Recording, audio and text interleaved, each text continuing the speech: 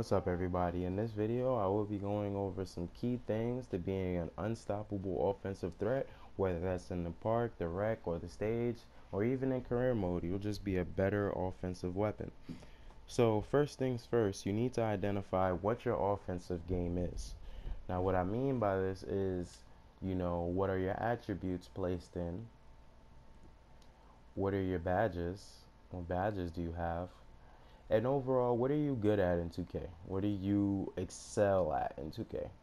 This will tell you what spots you should be attacking from at any given time. You shouldn't be doing things that are not, in your stat. If you're not too good at threes, if your jump shot is maybe at like 10, 9, something around there, you should be taking more mids than threes. You shouldn't be taking more threes than mids. Figure out what your game is.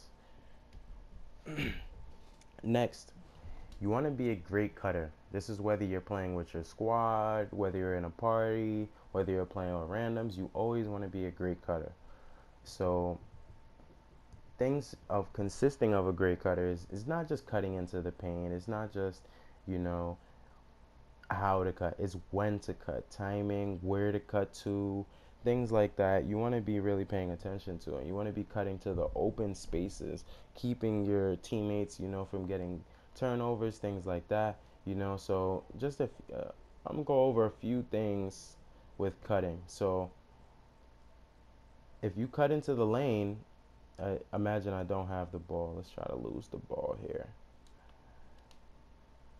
So if you cut into the lane and you're wide open here and you don't initially get the ball for about 2 to 3 seconds, maybe you can, well, you don't want to be in the paint for 3 seconds, but maybe, 2 seconds you can be here, but you should, while you're here, if you're not getting the ball, you should be already scouting the court, looking at the entire court.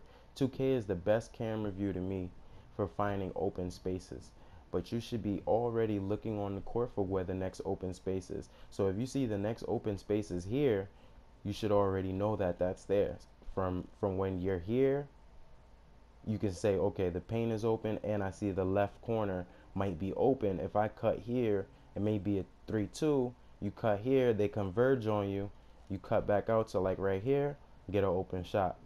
If you don't get the ball here, come back up to the wing. Perpetual motion. Never stop moving. Never stay in a space for more than 2 seconds. Never make yourself a standstill target.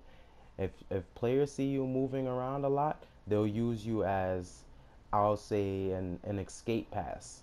When they get pressured and they don't know what to do with the ball and they see that guy cutting around and he's always open, you're going to be the target because they don't want to get a turnover. They're not going to pass it to the guy who's standing still, whose defender has been sitting on and waiting for the pass to just jump it and then take it.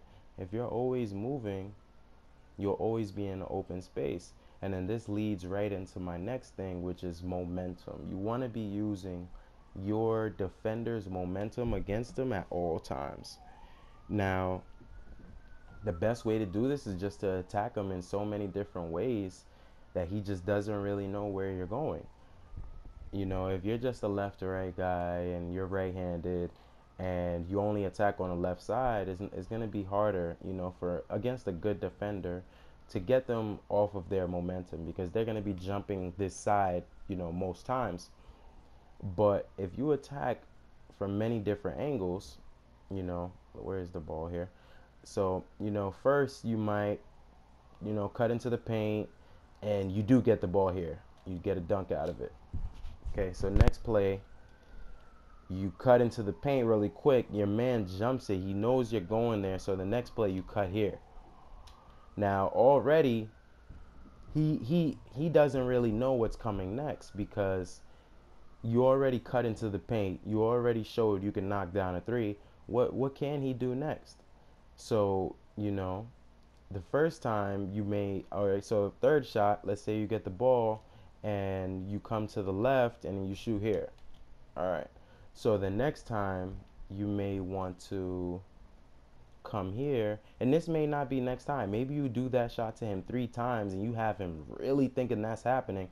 You come here, cross over, come here, take a mid or something, or take this shot even, always keep your defender off of your momentum. You never want your momentums to be going the same way. So the last thing I like to go over with being a great scorer is having all the hot zones in your range. If you're a mid-range shooter, then have all of these hot zones in mid-range as well as the ones below your range. You know, if you're an inside scorer, you should have all of these as well as the inside one. This one is very important. This one inside under the basket. And if you're a three-point shooter, you should have every single hot zone. It will make you just a better, I felt overall, it makes me more consistent as a shooter, and I'm just able to hit from wherever. I can get a green light from wherever to get myself hotter. It's just good to have every hot zone that you can get. If you're not a three-point shooter, don't try too hard with these because you don't want them to become cold zones when you're missing too much, but you would like to go for getting hot zones in your range.